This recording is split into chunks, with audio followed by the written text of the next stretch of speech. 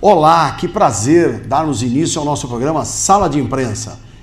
É realmente algo muito importante, não só para a televisão brasileira, mas principalmente para os nossos colegas da imprensa. Sempre aguardam o nosso programa Sala de Imprensa e a gente sempre tem autoridades, personalidades, enfim, o que existe de melhor dentro da comunicação brasileira para trazer informações, para trazer conteúdo e para a gente poder interagir aqui com os problemas que estão acontecendo hoje em nossa sociedade. E hoje eu estou retornando aqui com um grande amigo, não é? Uma pessoa que nós admiramos muito em função de todo o trabalho que desenvolve comunitariamente para a sociedade, um grande líder que é, não é? Que foi comandante da Polícia Militar, comandou a rota, teve também 7 mandatos como deputado estadual, é digno de um trabalho fantástico sobre prevenção de drogas, álcool, cocaína, maconha, enfim, todas as drogas ilícitas. Não é? Mais de 40 mil, 50 mil pessoas já passaram pelas mãos dessa figura fantástica, desse homem talentoso que luta pelo bem da sociedade e que se recuperaram. E ele sabe, ele tem fatos assim inusitados que vai nos contar, inclusive, e que tem algo que é muito importante. Ele continua perseverando num trabalho sobre a questão das drogas e tem até essa cartilha que foi em governos passados, né, publicada. Está aqui, ó. Luciana e Fabiana falam com seus amiguinhos sobre remédios e saúde. Né? E por que isso? É uma forma subliminar de você poder entrar para falar sobre drogas com o adolescente, né? Que é o objetivo desta... Olha que lindo, ó. E aqui vocês já viram o nome da fera que está aqui conosco, que é o Coronel Edson Ferrarini. Doutor Edson Ferrarini, prazer tê-lo aqui conosco, viu? Obrigado, Redon. É um prazer ser seu amigo. É muito bom a gente poder estar aqui. Vamos falar de coisas muito interessantes. Vamos trocar ideias sobre droga. O Redon tem uma trajetória que o São Paulo e o Brasil agradece e reverencia. Obrigado. E mais gentileza do nosso outro entrevistado aqui, que é outra figura, uma figura maravilhosa e comensurável em razão do seu talento e do seu trabalho. É mestre em Direito Administrativo e doutor em Direito de Estado pela PUC. O que nos falta muito, consciência de Estado e de interesse público. E o nosso mestre aqui opina muito. Professor nos cursos de graduação e pós-graduação da PUC, da Pontifícia Universidade Católica de São Paulo. Conselheiro da nossa OAB São Paulo e presidindo a Comissão de Estudos de Combate à Corrupção e à Improbidade Administrativa. Presidente da Comissão de Direitos Administrativos do Conselho Federal da OAB, ex-presidente do Instituto Brasileiro de Direitos Administrativos, IBDA. E também conselheiro da nossa Associação Paulista de Imprensa. Estou falando do nosso querido mestre, professor Márcio Camarosano. Uma honra receber o nosso programa, mestre. Meu caro presidente, a honra é toda minha. Eu me sinto realmente desvanecido com o convite e a oportunidade de tecer algumas considerações a respeito de uma série de temas e especialmente estando na presença desta verdadeira instituição, que é o Coronel Ferrarini. É uma instituição. É verdade, é verdade. O trabalho que o Coronel Ferrarini desenvolve, especialmente na área de drogas, de entorpecentes, preocupado com a prevenção e tudo mais, já vem há décadas e, portanto, o senhor, Coronel, é uma pessoa que eu reverencio e faço sempre questão de apontar como um exemplo de liderança e cidadania.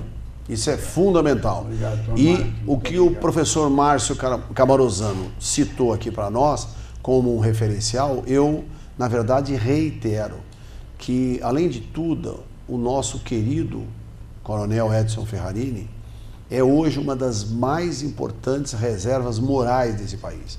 Porque hoje nós estamos com um problema seríssimo. E que me permita, eu acho que a gente poderia iniciar os nossos debates com esse assunto que está aí, todo mundo sabe, que é extremamente, não é, divulgado e propalado em todas as matérias, jornais, rádio, televisão, mas a gente precisa insistir. O Brasil hoje está com um processo de corrupção como nunca teve na história. Eu acho que nem na época do Império, tá certo? Onde nós tínhamos aqui um ministro, né, que era um ministro das finanças, né, como se fosse hoje, mas na época era o caixa, né, do tesouro, que ele era degradado de Portugal por ter roubado a coroa portuguesa. E por ser amigo do Dom João VI, acabou vindo, né, junto com toda a corte e aportando no Brasil, acabou virando, não é, o nosso primeiro homem a cuidar das finanças do país, não é? Na época nem país, não é? Era uma colônia, na verdade colonizada pelo Portugal, né? Foi descoberta por Portugal, que é outro equívoco monstruoso, né? Mais de 7 milhões de índios no território brasileiro. Dizer que nós fomos descobertos é uma brincadeira, né? Descobriram o quê? Descobriram que tinham 7 milhões de brasileiros índios morando no território brasileiro. Portanto, não descobriram nada, com todo respeito aos nossos queridos irmãos portugueses, dos quais eu falo com a maior liberdade, até porque meu nome é Sérgio de Azevedo. Azevedo é Trás-os-Montes, não é, de Portugal. Mas a grande verdade é que nós temos aí um processo que hoje está fugindo de todos os controles, né? Imoral, não existe mais respeito à família. E eu queria até começar com um tema que os senhores vão adorar, que é sobre ideologia de gênero, que é um absurdo, não é? É uma coisa incontrolável. Nós temos aquela, não é?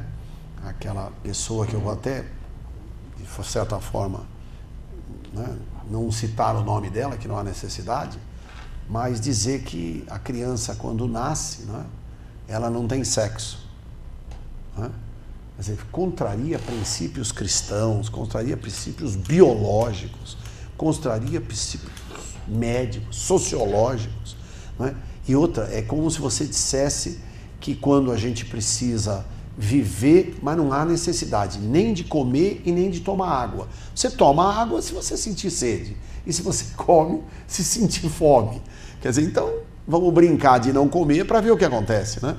Quer dizer, quando estiver bem treinadinho, morreu. É a mesma coisa que essa questão da ideologia de gêneros, que, na minha opinião, é uma afronta ao Estado democrático de direito, na minha modesta opinião. O que o senhor acha, professor? Olha, nós não podemos confundir o respeito devido às minorias por conta das suas inclinações sexuais, que é o caso, inclusive, dessa professora que impõe, através das suas obras, né, essa terminologia e tal, e essa discussão em que, inclusive, o Peru, agora recentemente, acabou se livrando, não é, agora, dessa chaga no seu sistema educacional. E essa ideologia de gênero, na realidade, não tem a menor razão de ser. Nenhuma. Isso contraria a própria natureza. Não tem amparo nenhum. Contraria a própria natureza do mundo animal. Sim. No mundo animal, e nós somos animais, sim, racionais, sociais, a distinção fundamental que decorre da própria natureza é a distinção, se me permite a expressão, entre macho e fêmea. Isto não significa que nós possamos encontrar incidentalmente, em maior ou menor número, pessoas que acabam fazendo opções diferentes nesta matéria, ou mesmo têm uma inclinação e já nasçam eventualmente por conta de a sua própria genética, sim, determinadas orientações que, digamos, destoam daquilo que é padrão no reino animal. Sim. Mas daí querer dizer, generalizando, que é um erro, que as crianças ou quem nasce não tem sexo, isto é uma aberração incomensurável. Mesmo porque eu costumo dizer, se nós não tivéssemos, e aqui mais especificamente, com relação ao ser humano, a distinção entre macho e fêmea, não haveria o desenvolvimento da humanidade. Da humanidade. Se tivessem dito isso na época, não é, de Charles Darwin, eu acho que ele nem faria absolutamente nenhum teste, não é, biológico, genético sobre a questão, não é? O problema é que as pessoas se complicam e complicam por nada. As pessoas esqueceram que Deus fez as coisas simples para complicar os sábios. Não tem dúvida. Quando o cidadão ele coloca defeito em outras pessoas, ou ele recrimina, ou ele, quer dizer, ele não sabe nem por que está fazendo isso. Os homens chegaram na Lua. Chegaram lá na Lua. Estão fazendo foguetes cada vez mais, mas o homem não aprendeu a viver bem da pele para dentro. Essa é a magia da vida. Então, quando o cidadão coloca, Redó e professor Márcio, quando o cidadão coloca, recrimina um outro ser humano, ele não sabe por que está fazendo por... Às vezes o problema psicológico é dele. Então, meu amigo, primeiro compreenda, entenda essa ideologia de gênero que você falou. Esse nome é um nome bonito, um nome complicado, mas é aceitar a pessoa como ela é com relação ao seu sexo. Quero deixar muito claro aqui, inclusive como muito bem colocou e abordou o professor Márcio Camarosano, sem sombra de dúvida, não há que se falar aqui, por favor, tenho excelentes amigos, admiro, inclusive, eles são homossexuais, tem outros que, enfim, optaram por outra condição na sua escolha pessoal, não há problema nenhum, eu não contrario. Outra, não quero que todo mundo seja heterossexual, como muitos falam, é retrógrado, é certinho, não tem nada de certinho. O que eu acho só é o seguinte, nós chegamos a um estágio que já, com todo respeito, o cachorro não vai mais fazer o pipi no poste, é o poste que vai fazer pipi no cachorro. Quer dizer, começou a brincar. Tá de um jeito que não se existe mais nenhum critério de bom senso. Quer dizer, e outra, essas questões das minorias, por isso que é minoria. Minoria é minoria. Mas tem que ser compreendida, Redó. Essas pessoas têm que ser compreendidas como ela é. Porque as pessoas recriminam, e recriminam sem a pior das doenças do mundo, Redó. É o minuto que passa, ele não volta mais. E esse minuto que passou para mim, para você, para a Rainha Elizabeth, para o cara mais rico do mundo, uma mulher mais bonita, esse minuto nós estamos mais perto do fim. Esse minuto. Então resta vivê-lo, esse minuto, de forma saudável, feliz, se permita. Tem gente que não se dá permissão para ser feliz. Então ele critica tudo. Ele critica tudo.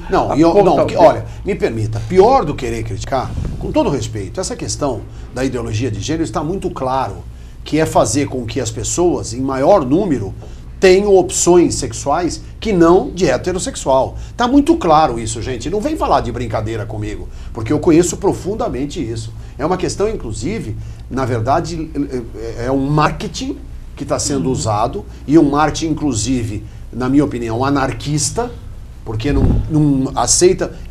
É lógico, quando a gente é jovem, não aceita disciplina, não aceita comando, não aceita nada. É normal, todos nós já passamos por essa fase. E, no fundo, você pegar e incutir hoje, como estão fazendo, você pegar, é um crime, em algumas escolas, inclusive, falando claramente, né? Como houve agora no interior de São Paulo, a professora vai e leva um cidadão na sala, um hippie e tal, um cara bem largadão na dele e tal, e faz o cara ficar pelado na frente dos alunos, para depois mostrar a diferença e tal. Vocês acham que aqui tem um homem ou tem uma mulher? Ora, que coisa absurda. Isso não faz o menor sentido. E aí, de repente, o cara fala, eu tenho sexo de homem, mas eu sou mulher. Interiormente, eu sou uma mulher. Eu não tenho nada a ver com homem. Olha a comparação. Isso é um crime. Essa professora tinha que ser presa, algemada na hora e ser presa. Não tem essa de polarizar a discussão. A questão, presidente, que me parece é a seguinte. Essa questão de ideologia de gênero, ela começou com uma reação, até certo ponto, digamos, razoável, com relação à discriminação dos homossexuais. Aos homossexuais. É verdade. E outras tendências em matéria LGBT, de orientação sexual. Exato. Então, sair em defesa dessas minorias, dizer que as pessoas merecem respeito. Eu também acho. Total respeito. Não é porque tem uma orientação sexual, uma inclinação diferente, que é diferente daquilo que é reinante, que é da maioria, a maioria, até como um padrão, digamos, até mesmo de ordem cultural, é uma coisa perfeitamente aceitável. Mais do que isso, desejável que haja uma reação com relação a essas discriminações. Sim. Mas acontece que parece que nós começamos a passar dos limites. Passamos do limite. E aquilo que era uma reação no movimento de defesa e de promoção do respeito ao diferente, passou a ser uma doutrinação no sentido de procurar induzir ou convencer héteros de que, em rigor, essa distinção entre homem e mulher, macho e fêmea, é algo demodé, ultrapassado, reacionário, há quem inclusive apresente isto como tendo um viés fascista. As redes sociais. E isto não e outra retrógrado, fascista, coxinha. E a escola entrar, e aí vem um monte de... E a escola querer, causando escândalo, procurar demonstrar o óbvio, e entrando num setor e numa área que, ao invés de educar, deseduca. Só porque é moda, não faz o menor sentido. E outra coisa, nós vimos aí claramente, me permita só uma coisa, nós vimos claramente a questão do museu, não é? Puseram lá aquele artista deitado, pelado, e aquele monte de gente ali, e de repente veio uma mãe, tá certo? E aí pega a mão da criancinha, da menininha, e faz com que a mão passe a ter o convívio, não é? Com aquele artista ali pelado, inclusive forçando a menina, isso todos nós vimos nas redes sociais, forçando a menina a esfregar a mão. E aí vem Rede Globo, não sei o quê, apoiando. Não, temos que apoiar, porque não sei o quê. E tem um monte de covarde que não fizeram absolutamente nada, que não aconteceu nada. Fundamental essa mãe, na minha opinião, teria que ser processada pelo ECA, porque ela é exposição de vulnerável. Ela jamais... o museu também deveria ter sido processado porque fez tudo bem, mas é uma apresentação artística, mas tem que ter apresentação artística, tem que ter idade, tá certo? Tem que ser, na verdade, colocado padrões, tá certo? De idade, quer dizer, um caso como esse de ter lá um figurante pelado, quer dizer, você tinha... O que ele vai fazer? Não, ele vai ficar só pelado, tá bom, mas vai expor o sexo dele? Vai. Então, é menor de 18 anos.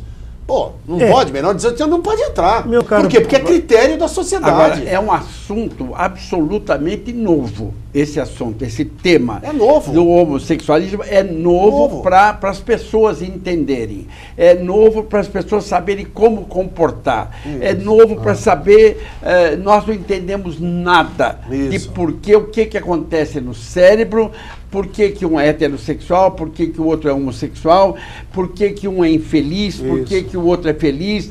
Nós não entendemos muito disto daí. Mas no caso da ideologia de gênero, nós precisamos estudar muito mais esse assunto e observar muito mais. Porque ele vai chegar num momento em que nós vamos ver que ele está muito... É um assunto visto com muita repressão. Ele tem que ser visto não com tanta aberração, como você acabou de falar, o jeito ficar pelado, e a criança passar a mão, a professora levar o cara e mandar ficar pelada. Não. Nós temos que entender isso mais para respeitar um pouco mais as atitudes. Isso com relação ao homem e isso com relação à mulher. Porque do mesmo jeito que você falou do homem, nós temos esse problema da mulher, que ela também se afina com o mesmo sexo e é algo que ainda é chocante. Mas no psiquismo se estudou isto muito pouco. Estou falando isso com um psicólogo.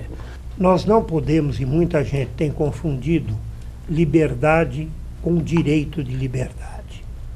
O homem, naturalmente, o ser humano, é naturalmente livre, em razão mesmo do livre-arbítrio, sem entrarmos em outras discussões a respeito de até onde vai o livre-arbítrio, até onde há questões que tangenciam o determinismo e tudo mais. Mas o fato é que, vivendo em sociedade, a liberdade não é absoluta. É verdade. O direito condiciona a liberdade, como condiciona a propriedade, ajustando-as ao interesse coletivo. Nós temos Constituição, nós temos leis, nós temos o Estatuto da Criança e do Adolescente, e, de repente, parece que nada disso existe, que tudo é permitido. Daí porque, embora não tenhamos um verdadeiro, digamos, estado de anarquia, algumas posições procuram vender a ideia de que, num regime democrático, tudo é permitido sem que haja possibilidade de estabelecer limites ao exercício da liberdade, de onde vem o direito à liberdade, que é exatamente o perfil que a ordem jurídica constitucional e legal traça à liberdade. Mas o que nós estamos falando, doutor Márcio, é que o cidadão, quando tenho um paciente que tem esse problema da indefinição sexual, ele quer ser ligar no mesmo sexo, homem ou mulher, meu paciente, a infelicidade de que toma conta dele é muito grande. E é este o problema, infelicidade, porque a sociedade não o entende, porque as pessoas não entendem, mas ele, da pele para dentro... Aí é um preconceito, é uma discriminação odiosa. É aí que não podemos respeitar. Mas da mesma forma como a gente ele tem que respeitar os outros, é lógico. As minorias, certo? As minorias também têm que respeitar a maioria. Não tenha dúvida, daqui a pouco, os héteros vão começar a se sentir meio constrangidos. Não, já estamos constrangidos. Em querer, em casa, propiciar uma educação familiar que faça com que as crianças, salvo uma inclinação pessoal, não é, acabem crescendo e seguindo determinadas tradições, não é, que plasmaram a nossa vida, não é? Plasmaram a nossa vida. Eu me recordo muito bem, se permite, numa dada oportunidade em que eu fui fazer uma exposição a respeito do princípio constitucional da isonomia, e perguntaram para mim o que é que eu pensava dessas questões como o homossexualismo. Eu falei, olha, isto é absolutamente livre no Brasil. Ninguém é obrigado a ter esta ou aquela orientação. Ninguém é obrigado a violentar a sua própria inclinação pessoal, psíquica, biológica. As pessoas podem se comportar, desde que de maneira não agressiva, com relação às outras, da maneira que melhor lhes convier. Não há problema nenhum. Falei, eu tenho um filho com 8 anos de idade. Está em idade escolar e ainda em processo de formação da sua personalidade, do seu caráter e tudo mais.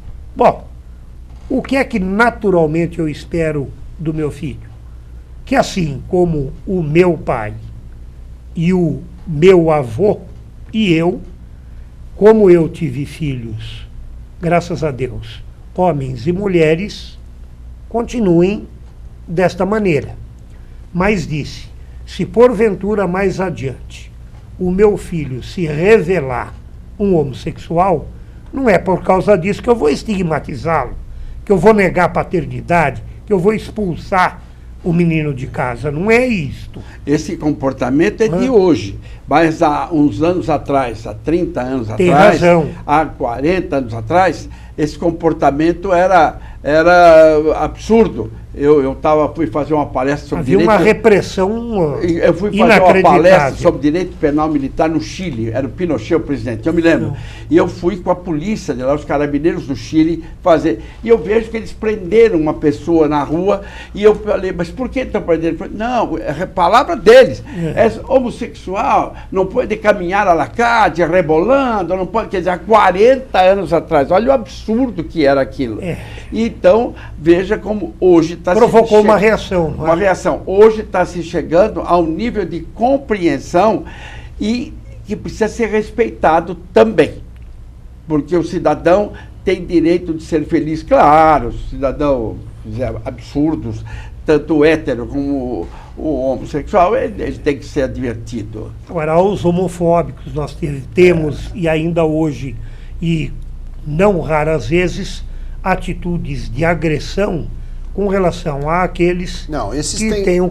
Aí é caso de polícia. Professor, esses não. O caso de polícia tem que ser, tá certo, devidamente processado e condenado. Quer dizer, não tem sentido, não é um desses fascínoras, que também são pessoas que agridem o outro por causa da opção sexual. É uma coisa intolerável, indetestável. São monstros. São monstros. Esses têm que... Eu acho até que deveria... Isso sim, dona Marta Suplicy, fazer com que esses cidadãos fossem, na verdade, punidos como crime hediondo.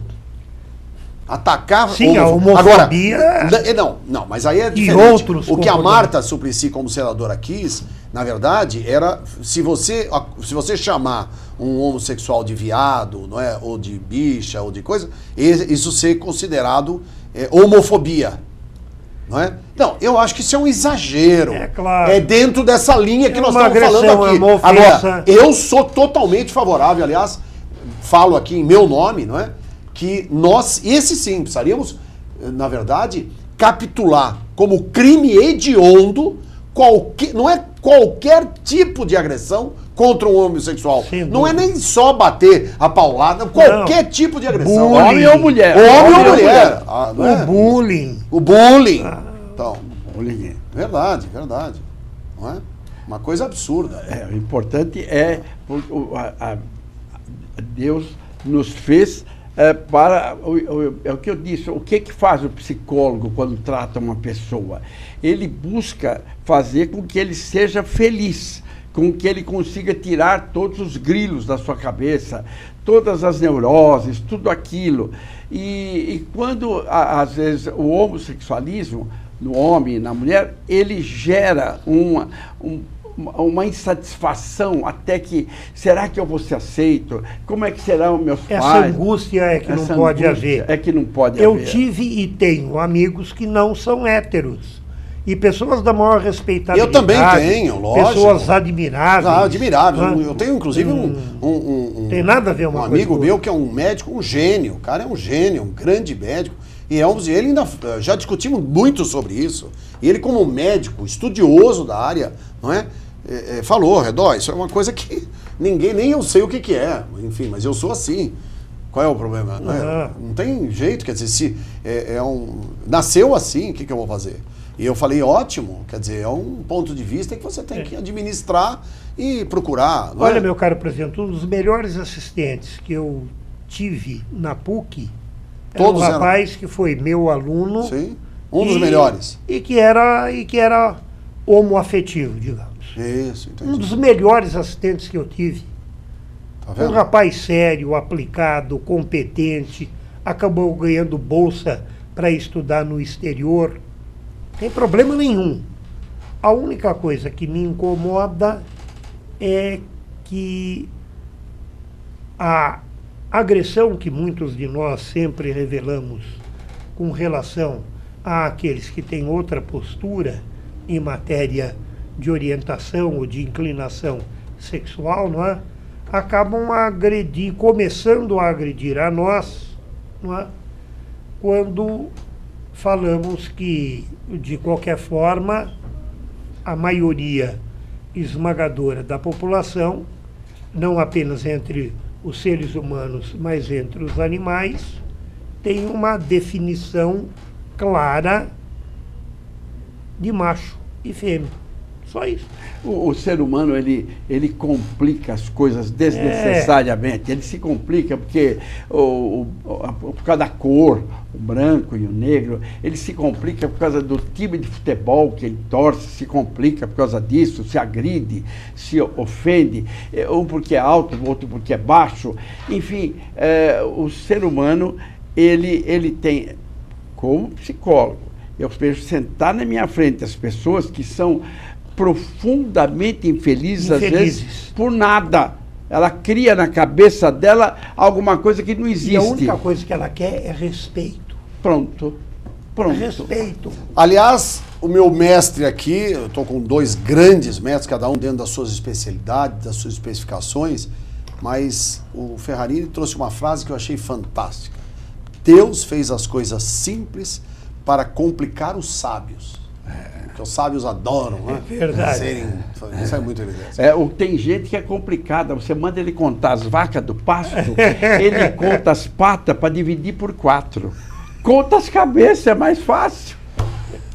Meu caro deputado, veja bem, no campo do direito nós temos muito disso. Há questões que juridicamente se resolvem com relativa facilidade. Mas muitos de nós complicamos para além da conta só para dizer que nós somos inteligentes o suficiente para resolver coisas muito complexas. Nem não é todas verdade. são assim complexas. É verdade. Olha, nós temos agora entrar num assunto altamente polêmico, porque nós já falamos muito sobre essa questão, e outra, importante, viu? E eu aproveitei o entendimento dos senhores e, aliás, uma posição extremamente equilibrada, sensata e dentro dos espíritos do nosso conceito dos direitos humanos, não é? Porque precisamos tratar todos igualmente, precisamos ter respeito a todas as pessoas, que é a minha linha. Eu tenho meus posicionamentos que são seguros, eu jamais ficarei como morno, porque morno a própria Bíblia diz, não é? Que receberá o caminho do inferno, não é? Ou você está quente ou frio, ou você está do lado direito ou do lado esquerdo, você está de um lado ou do outro, nunca no meio, nunca em cima do muro.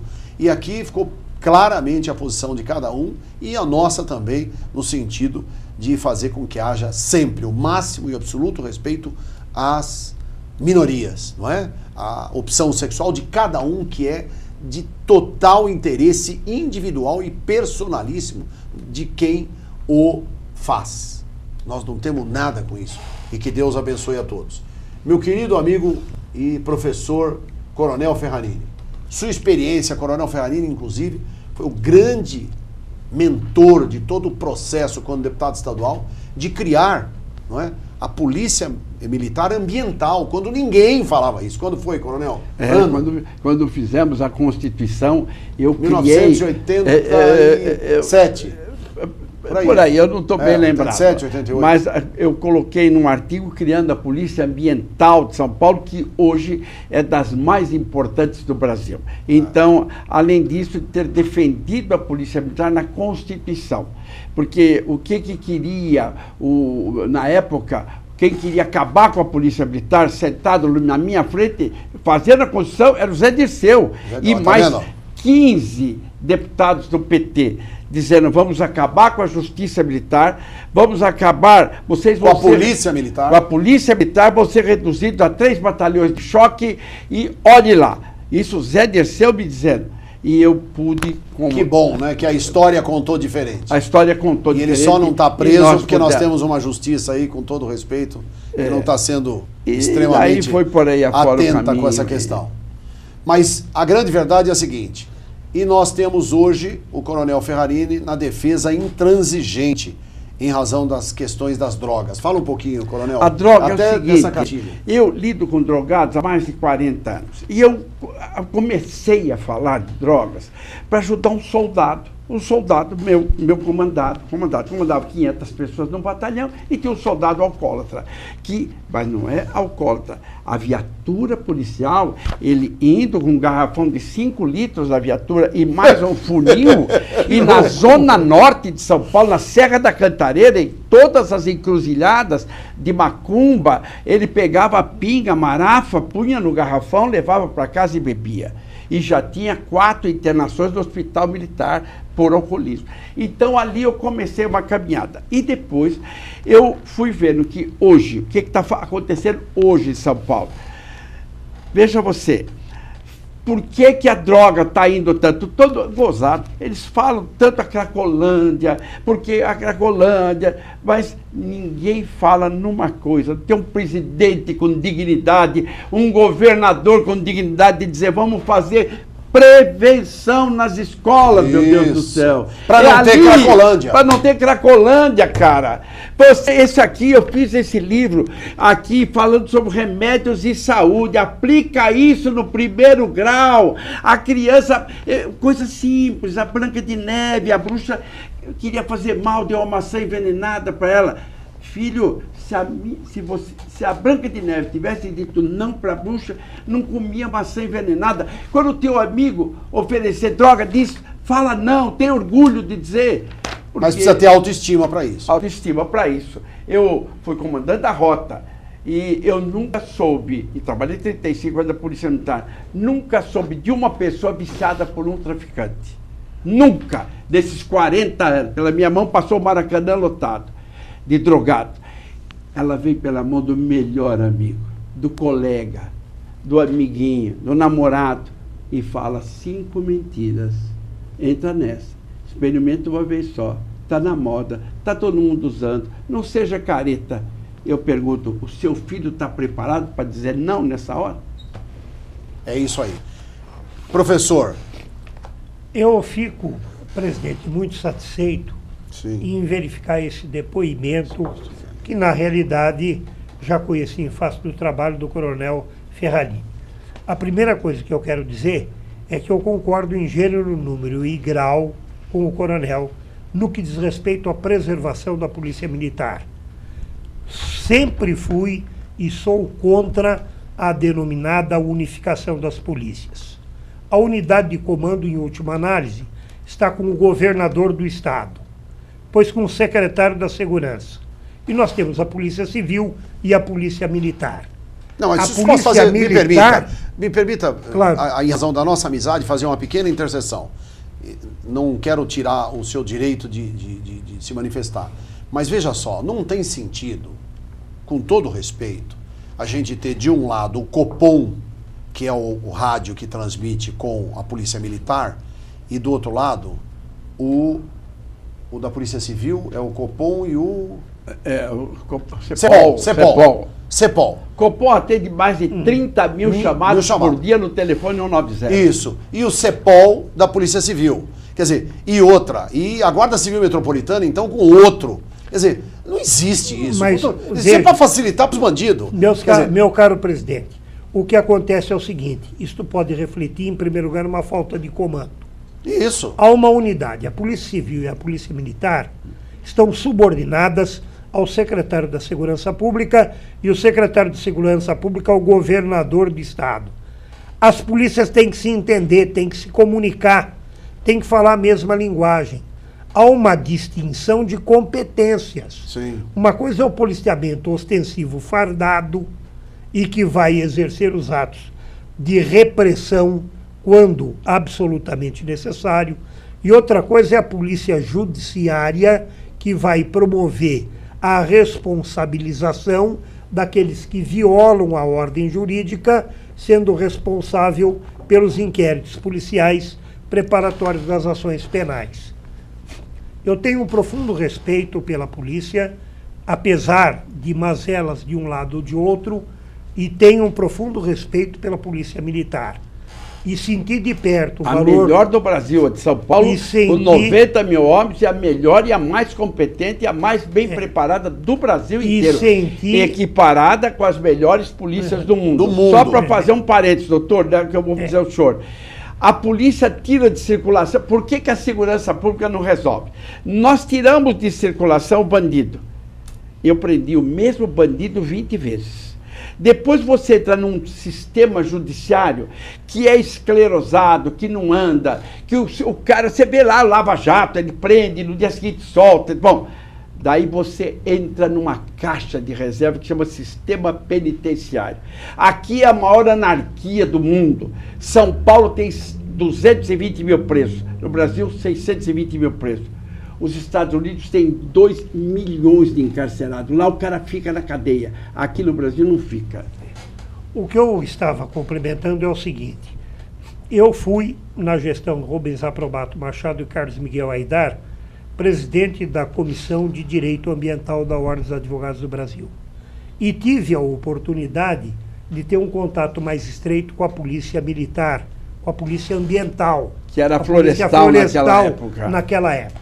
Inclusive tive a honra de ser agraciado com uma honraria da polícia florestal e, se não me engano, foi na festa, se não me engano, do cinquentenário da polícia. Portanto, eu tenho o maior respeito e admiração. Nós não podemos julgar a polícia apenas por conta dos excessos que são detectados. A maioria é séria e trabalha, e não aparece o trabalho, porque só aparece, ganha manchete, aquelas distorções, aqueles abusos e aqueles crimes eventuais. Doutor, deixa eu fazer um parênteses para o senhor. Diga. O sistema penitenciário, olha que coisa, que barbaridade. Você fica com o cara lá dentro 20 anos. Ele entrou analfabeto, ele podia sair de lá com o primário, o curso, o colegial, e podia sair de lá com a faculdade terminada. Não, ele vai lá, ele vai se aperfeiçoar no crime, é essa distorção. E de novo a polícia vai prender o bandido aqui. Ele entrou no primário do crime, agora ele vem na universidade do crime, e nós vamos lá prender. Mas nós sabemos por que isso acontece. Porque, na realidade, parece, pelo menos parece, que isso não dá voto. O problema aí de investir no sistema carcerário, no sistema penitenciário, para fazer com que aqueles que possam, mais adiante, ser paulatinamente reintegrados no convívio social, o sejam. Então, são verdadeiros depósitos, verdadeiras masmorras. O senhor falou bem. É absolutamente atentatório à dignidade da pessoa humana. Não dá retorno eleitoral. Parabéns. Não dá retorno eleitoral. Quer dizer, ninguém chega, raros foram, e eu quero fazer justiça. Um dos poucos políticos que eu ouvi dizer que ia investir em sistema prisional, em sistema carcerário, foi governador de estado e atuou nesse sentido, foi o saudoso André Franco Montoro. A maioria esmagadora dos governadores, na realidade, quando tem algum discurso a respeito, na realidade é um discurso vazio. Não há investimento. Por outro lado, também há uma das causas, não do fato de aquele velho ditado não assertiva, de que a polícia prende e a justiça solta. É que é preciso muito bem ter lembrado. Também um pouco de cuidado maior com relação à observância do devido processo legal. Eu costumo dizer, e é um lema da comissão que eu presido, numa república não há intocáveis, vírgula, observado o devido processo legal. Tem muita gente que é encarcerada e não teria sido encarcerada se tivesse havido o respeito ao devido processo legal. Mas também então, tem muita gente que a Lava Jato cansou de explicar que ele é um bandido, é um maldito, é um amaldiçoado, e ele está solto, com tornozeleira eletrônica em casa. Esse cara tinha que ficar, era na cadeia. Quem? É minha opinião. Eu acho que as penas por corrupção são pequenas. Pequena? Esse negócio de cumprir um sexto da pena e ser colocado em liberdade para o regime aberto ou semiaberto... O Supremo Tribunal Federal, minha opinião, agora, eles votam e tem voto que ofende o Brasil inteiro. Eu, como brasileiro, deputado, me sinto ofendido. Outro problema sério que nós temos aí é o problema da morosidade da justiça. Porque também não há investimentos necessários nesta área, porque também não rende o voto. Se nós tivéssemos uma justiça mais célere, nós nem precisaríamos estar preocupados com a relativização da denominada presunção da inocência, admitindo o início de cumprimento de pena quando ainda não existe decisão penal condenatória transitada em julgado, bastando a condenação em segunda instância. Quer dizer, quer-se custear o problema da morosidade da justiça, às vezes fazendo supressão de instância e não aguardando... Querem fazer que o cara vai preso da quarta condenação.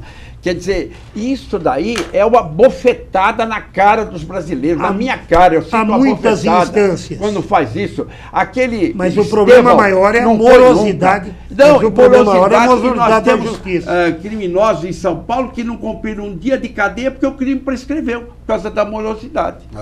Não, e outra, e nós temos também uma outra idiosincrasia, e aqui o professor Camarosano tem muito conhecimento disso. Hoje nós temos mais de 100 mil mandados judiciais que não foram cumpridos. 100 mil. A hora que for. Ou seja, para vocês entenderem, ilustre telespectador, significa o seguinte: o que é um mandado judicial? Já fez tudo, já tramitou tudo, o réu foi condenado e esse mandado não saiu de dentro do fórum para buscar esse réu para pôr na cadeia. Existem mais de 100 mil casos nessa circunstância. Ou seja, 100 mil presos, 100 mil detentos, 100 mil réus condenados, que deveriam estar presos, encarcerados, estão soltos ao bel prazer e continuam delinquindo.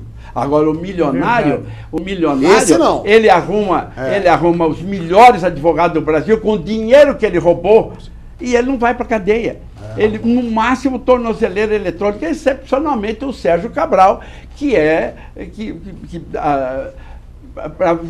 pior que o Fernandinho Beiramar para a história do Brasil. Não, eu acho que também tem uma coisa, com todo respeito, eu tenho que sempre lembrar isso, né? Porque o meu querido amigo Sérgio Moro, não é?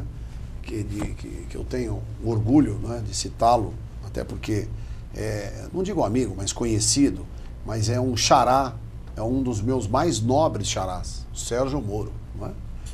Ele tem lutado muito, não é? Muito lógico. Tem sido um homem imparcial, tem procurado fazer justiça, e outra, com dosimetrias extremamente, não é?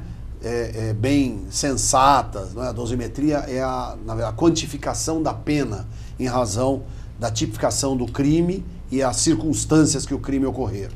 Então, veja, na verdade, tudo isso é feito com o maior critério técnico e nunca na verdade, se beneficiou ou se autopromoveu em razão da sua, hoje, eu acho que, bom, viram aí, é só ver. O Sérgio Moro, candidato a presidente da República, já está com 10% ou 12%. Né? E ele nunca falou absolutamente nada. Então, imagina, um cara que tem 10% dos 120 milhões de votos, ele tem 15 milhões de eleitores já do lado dele. Né? Ele botou o dedo na ferida, a mão na ferida e botou e a coragem, caneta na coragem. A caneta ele botou na ferida. E pôs o pescoço dele também, porque ele está levando, tá certo? Marcelo Odebrecht, o presidente da OAS, o Pinheiro, o presidente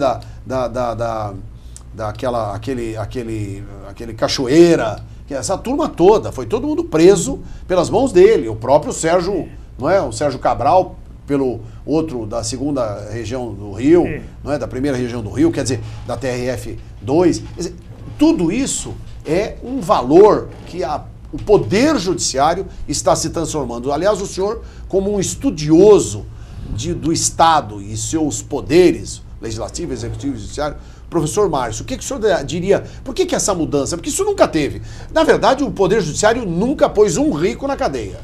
Que eu me lembre. E alguns deles, em 40 anos a pena prescreveu. Mesmo a maioria, sendo governador. A maioria. A pena prescreveu porque ele arrumou com o dinheiro roubado, ele só arrumou advogado bom. Veja, com relação a essa matéria, eu vejo o seguinte. Normalmente, nós consideramos que tudo é mazela, tudo está arrebentado, tudo está perdido, tudo é incorrigível e que o Brasil não tem mais jeito. Felizmente, alguma coisa começa a mudar neste país. Felizmente. Felizmente. O que me choca profundamente é o fato de que, não obstante o reconhecimento daqui a acolá de algum abuso de autoridade, e nós da OAB temos que estar atentos a isto, o que eu considero inadmissível é querer inverter as coisas para dizer que não foram os bandidos que saquearam os cofres públicos. Sim. E com uma corrupção sistêmica, endêmica e institucionalizada,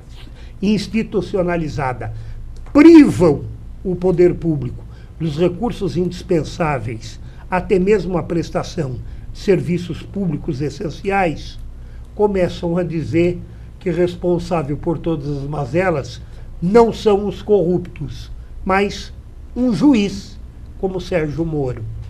Isto é, aquele que sai a campo, ainda que se possa apontar aqui e acolá algum, eu não diria desvio, mas alguma decisão, algum comportamento que se possa considerar não estritamente de acordo com a ordem jurídica.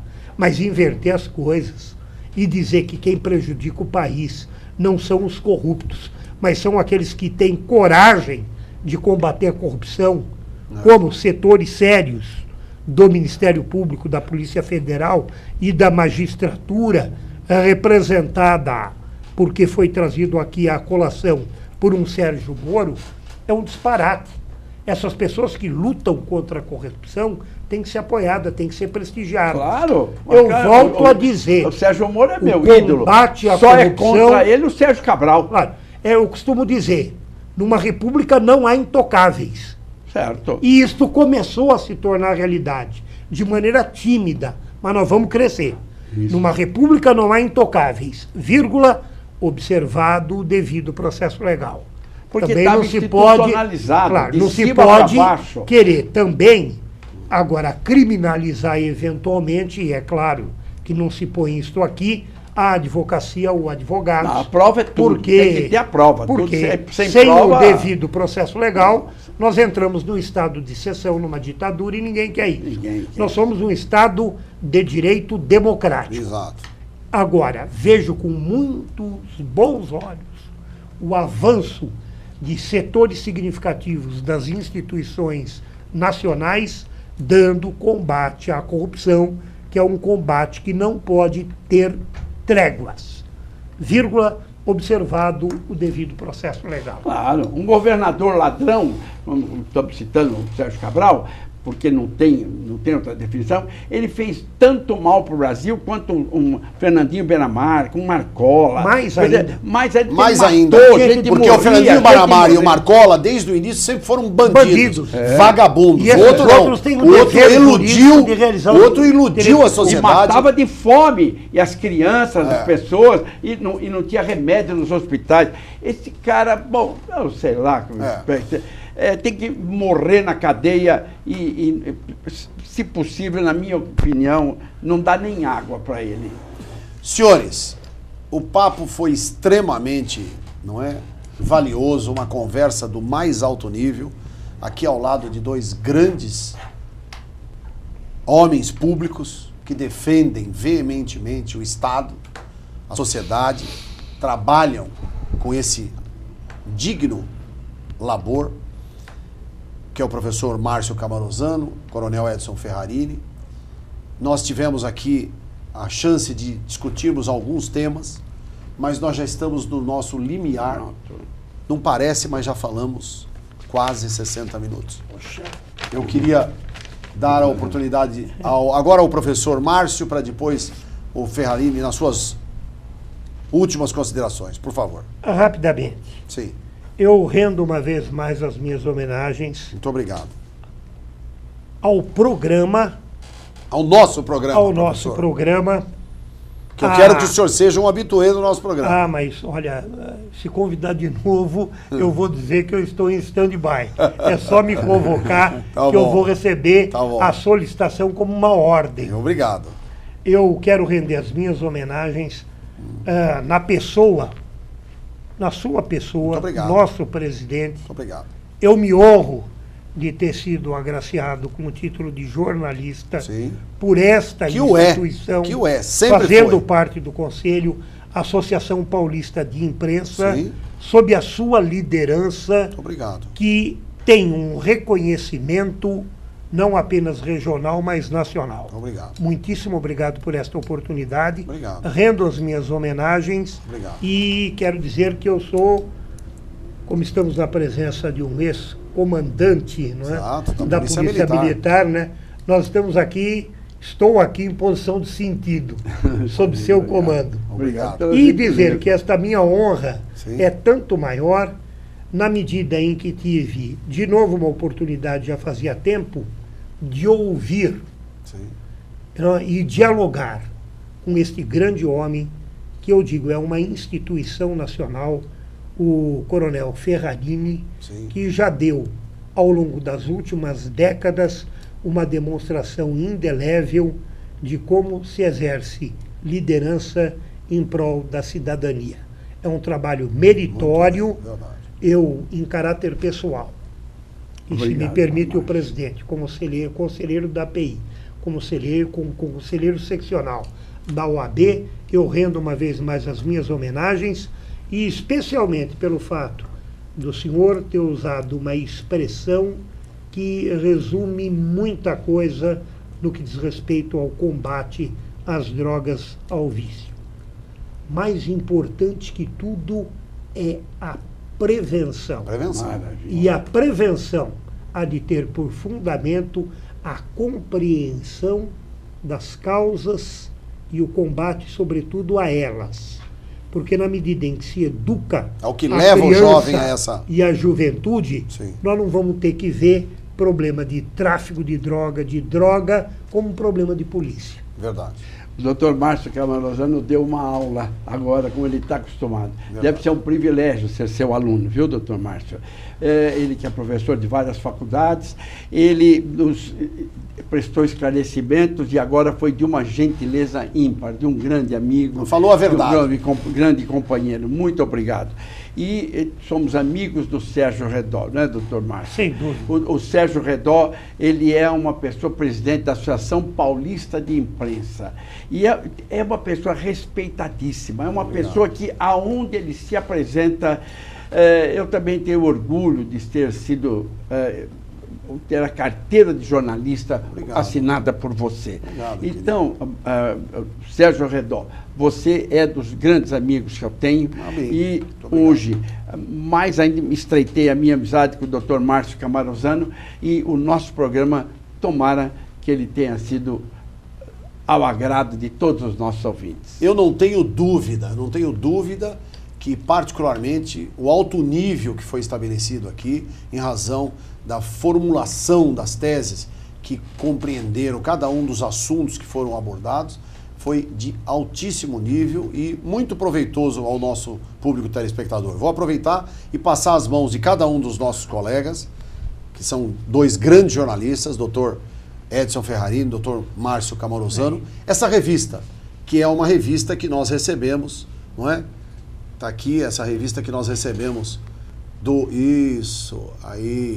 é uma revista que nós recebemos a oportunidade de ser a capa, revista Total. Essa revista pertenceu, não é, à família do Eduardo Campos, governador do estado de Pernambuco, ministro também, e faleceu num acidente aéreo que deixou o país todo, não é, em luto.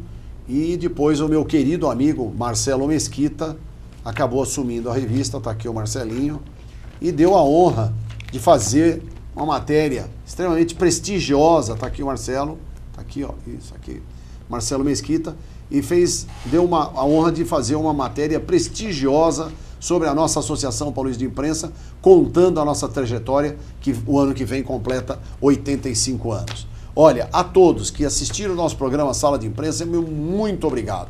Agradecer entusiasticamente esses grandes interlocutores aqui que puderam esclarecer muito bem esses temas que estão pairando nas nossas redações, nos nossos jornais, nos telejornais, sobre grande audiência. E eu tenho certeza que Deus haverá de sempre estar conosco, nos abençoando, e eu desejo que todos tenham uma paz, uma tranquilidade e um beijo no coração de cada um. Felicidades, até o nosso próximo Sala de Imprensa.